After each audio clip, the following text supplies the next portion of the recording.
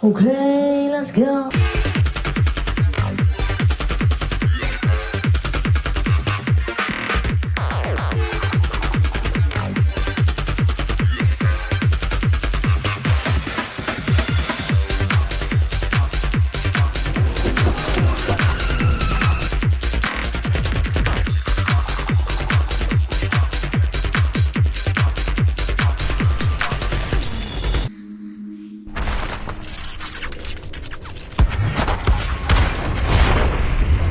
I am Couchcoop, and what the hell is this? This is Strider, the re-release from 2014. This list is about single-player platformer shooters, a genre that I do delve into, but normally on a local co-op basis. Some of these games are going to be local co-op, I will point it out. One of the rules to this list is that you've got to have a gun, it's got to be side-scrolling, and I've tried to keep the roguelikes to a minimum. A couple have snuck in here, however.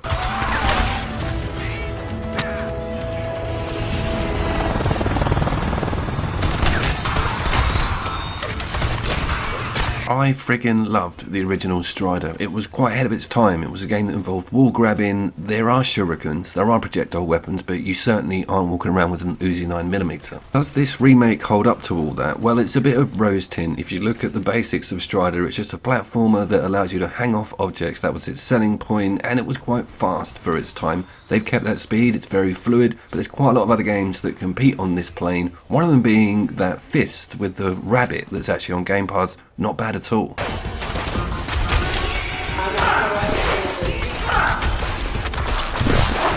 Why are you making a video like this? You know, Spider-Man 2's out, Alan Wake 2's out, Game of the Year's coming up. Well, I want to give a bit back to the regulars because these games normally get shunned because they're not local co-op, and I haven't really played a lot of the single-player content on the local co-op platformer shooters that are here.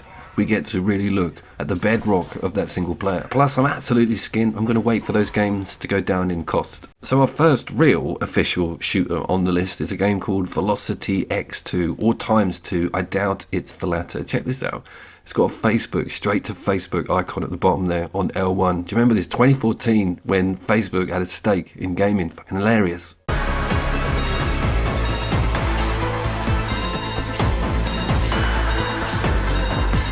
This one, although it adheres to the brief, it is a very strange game. It doesn't want to be a Metrovania clone. It's a platforming, quite fast, left to right or up and down, almost mission-based structures, because you've got one objective, which is to sort out whatever machine is at the end of these platforming sections. It then switches out to a shoot 'em up, and the shoot 'em up is all about teleporting. It's a little bit like Project X, the indie game that I'm crazy about, the roguelike. It's a very strange format to be switching out from a side-scroller into that shooting stance.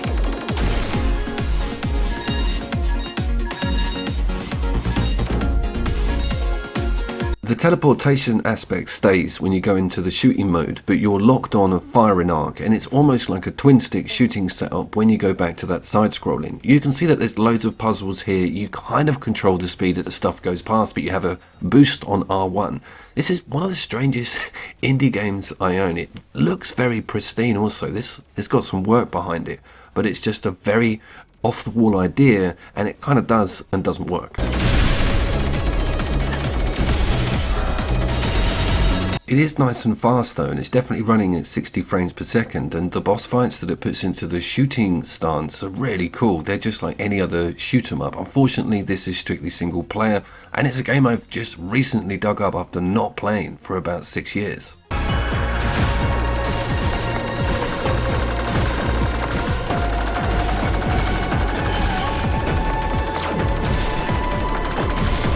Okay, it's time for a little bit of Merc Kings, a game that's going to make my regulars roll their eyes because I think it was middle of the list for the top 25 local platform games of all time. I always visit this on a split screen, 3-player, 4-player. It's really good to dig into this game on a single player front. This is because it's huge. It isn't a simple side scroller. You've got a lot of NPCs to deal with. There's a crafting element system in it, and your weapon has got like 5 attachment slots. You can rebuild them from the ground up, put butts on, muzzles on, magazines, and sort of build your own. It's very good, and there's a class system dependent on who you choose. The robot has completely different sounds and movesets to everybody else.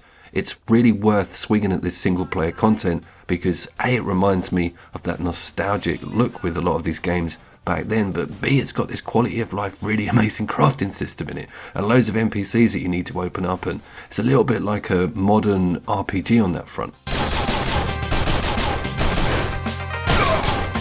It's also got like a Gears of War reload real-time bar on it, which catches me out and keeps me on my toes. I really like that angle. When I'm normally playing this game, I'm with mates who've never played it before, I'm barking orders at everyone, I'm looking at everyone else's screen, and the last thing I'm doing is concentrating on how good a time I'm having. And this is definitely a good time on single player. It's 100% on Switch, and it's 100% 4-player also. It prefers 4-player. Even on 2, your screens will not be managed too well and you'll be left with 50% of it not used. It's also the people that made the new Ninja Turtles game, which is I think up to 6 local player, 8 maybe on the Switch. And that's a fantastic beat 'em up side scroller in the style of Streets of Rage. Links in description. Absolutely amazing game. These guys know what they're doing with local co-op. And single player, it turns out.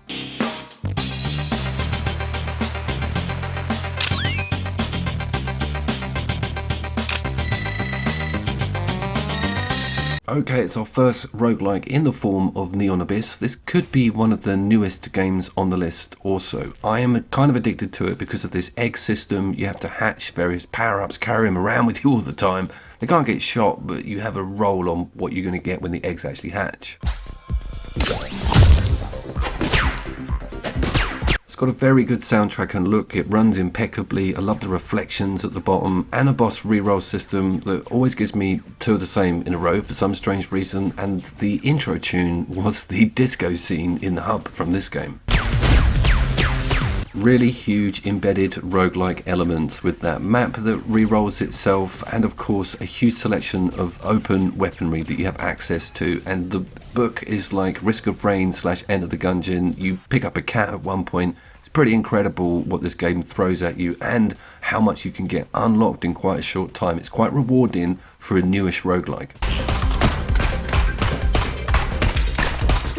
What are its major flaws? Well, it's not being local co-op and not having an excuse for not being local co-op, basically. It's not like these screens are running around everywhere. It would have been perfect. It also has the same jump system as a few other games coming up, meaning you're using a shoulder button or trigger button to jump so that your other hands are freed up to use that 360-degree firing arc and run left and right with the stick. So it's quite complicated. It takes some getting used to, but the muscle memory's always there. It does have a Isaac style change of image when you pick up some power-ups. I've just gone full Cyclops here.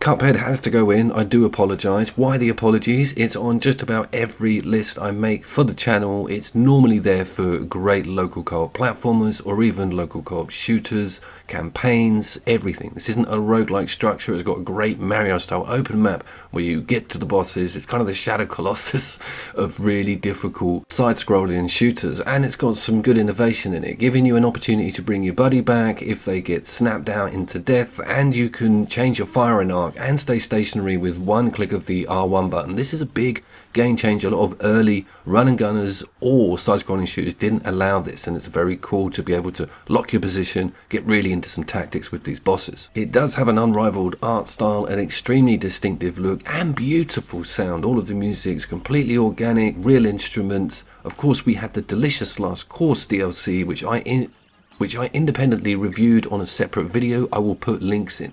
Cuphead is a stone cold classic.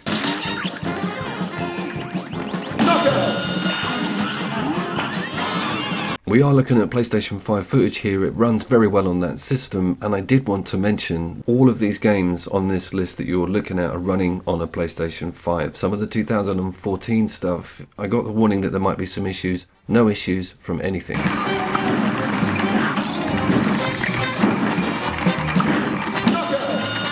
On the subject of Stone Cold Classics, it's Fury Unleashed, and again, this is a roguelike, and it is the last of the roguelikes. Why do you keep apologising about roguelikes? This list is really about campaign and campaign structure. Single player, linear progression through either a cool story, separate bosses, everything sort of mapped out for you. The randomizers on these roguelikes is so crazy, and the movement speed and running and double jump that you have within your grasp on this game is unreal. It also has the L2 jump system again, because you've got that 360-degree firing arc. This is one of the best local co-op 2-player roguelike side-scrolling shooters ever made. It's been at the top of a bunch of lists, including an annual all-time top list.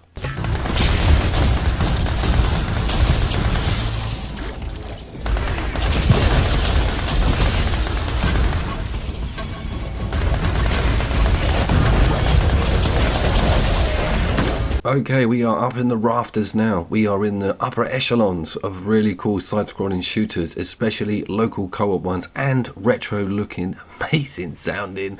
The art styles, the guns going off, the monsters coming in from left and right. This is one of the most hectic Contra clones I've ever had the pleasure to play. Blazing Chrome is an absolute industry leader. Again, with me, this is another extremely similar situation to the Merc Kings, where I'm too worried about what the other person is doing. I'm not paying attention to what I'm doing, therefore we're dying all the time and nothing's really getting done. When you sit down with this for a couple of hours, you get into its rhythm and you work out how it's trying to communicate with you. That huge immune window that you've got with the roll and the firing arc and just the blast of stuff that comes in your direction.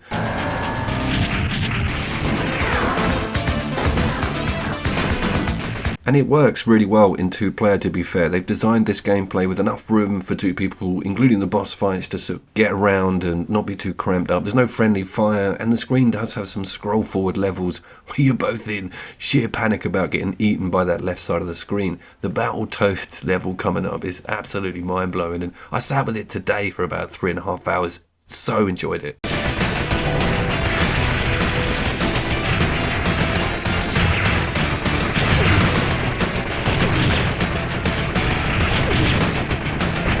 It's weird because you play stuff like this and you say to yourself or to whoever, they don't, make loads of cool games like this anymore. I remember about X, Y, and Z, and this is relatively new. This sold really well, and I pushed it on the channel as much as I physically could because stuff like this is invaluable. It invokes that excitement that you got when you first discovered these games, but it runs so fast and there's so much colour and you've got cool weapons and everything is just ramped up, but it's still got that bedrock corners that you had with either Contra, Midnight Resistance, or any of the other clones in that direction.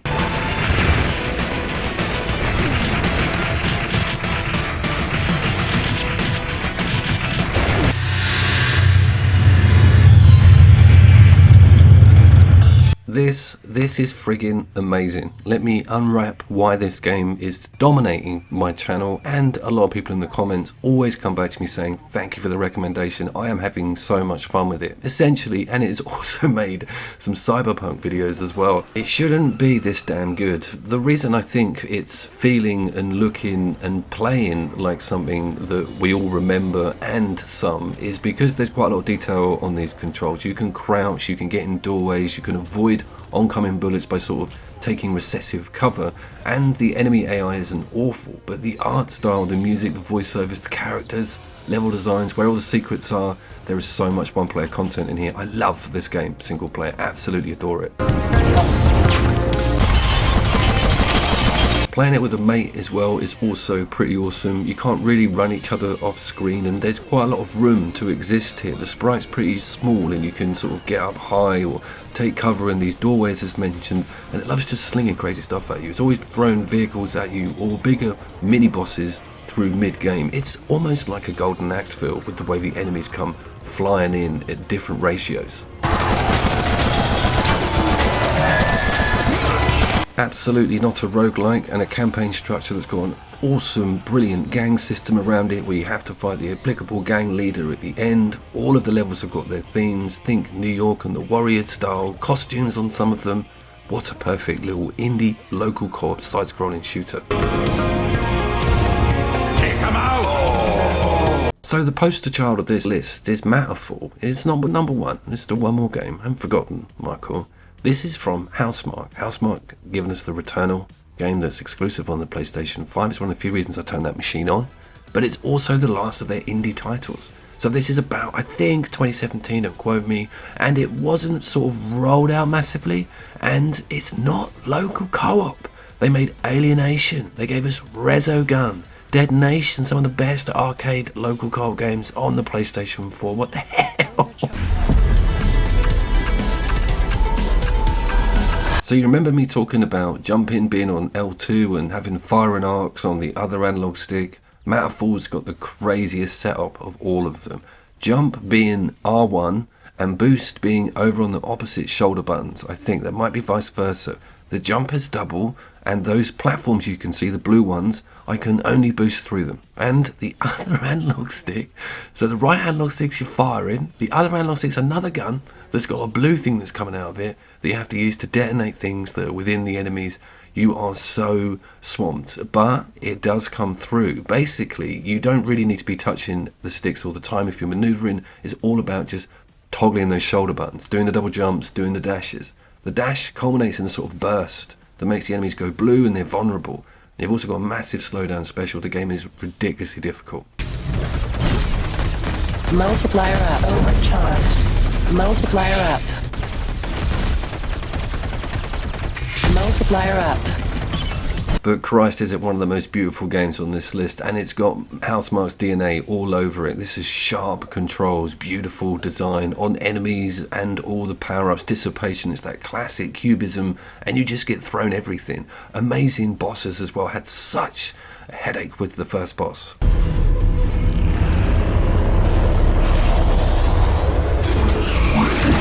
It's also not a massive game, with about 5 biomes to explore, I think, and the upgrade system or UI system, anything that's on the options just feels so underdone.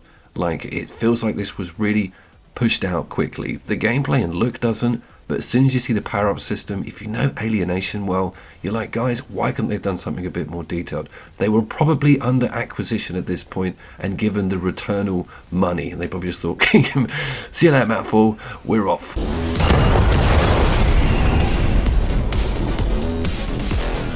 That hasn't really deterred me from being a big fan of the game, however, and it still has that sort of Nex Machina sound and feel, and you still have the multipliers, the same lady talking to you. A lot of it's very familiar. It is essentially the poor man's side-scrolling Returnal. We can all play this. You don't need a PlayStation 5.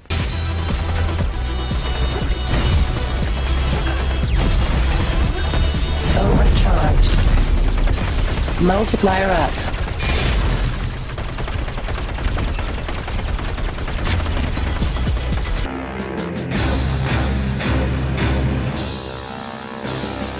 So all you need is those chords. You just straight away know what you're going to be dealing with here. This is essentially a side-scrolling Doom. Valfaris is the king of the side-scrolling shooters for me.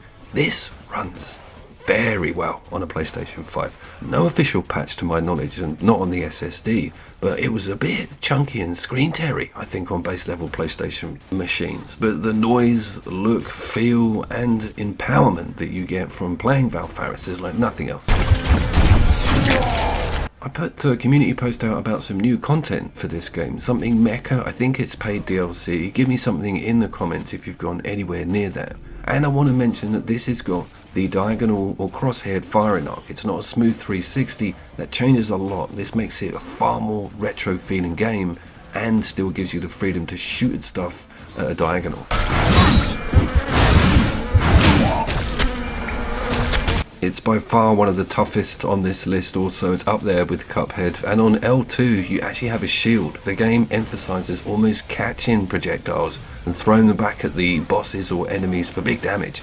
So you're very much concentrating on doing a hell of a lot of stuff. The artwork on the stuff flying around and the bloke shooting at you, you can tell this game is just quality everywhere. Well, I think that might be my Valfaris gush over with. I think you guys all knew that that was coming, and if you haven't had the chance to play it, it's definitely worth downloading. And I don't think there's limited run or physicals, but I'm going to keep an eye out for sort of a bundle with that extra content in it. A straight out and out local co-op sequel is what we bloody well need. A brand new, physical, beautiful sequel, and a third one. This game is worshipable. Absolutely amazing. Valfaris. I've been Couch Coop. If you found me from my most recent video, then welcome aboard, and put some comments in. I respond to everyone, actually, annoyingly for them. So I'd love to hear your opinion on the video, but we'll see you down.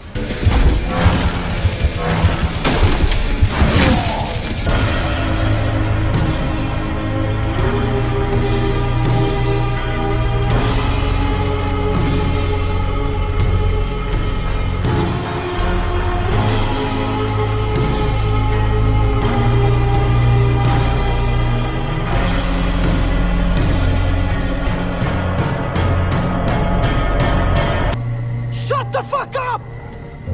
Okay? I'm the one with the fucking dick!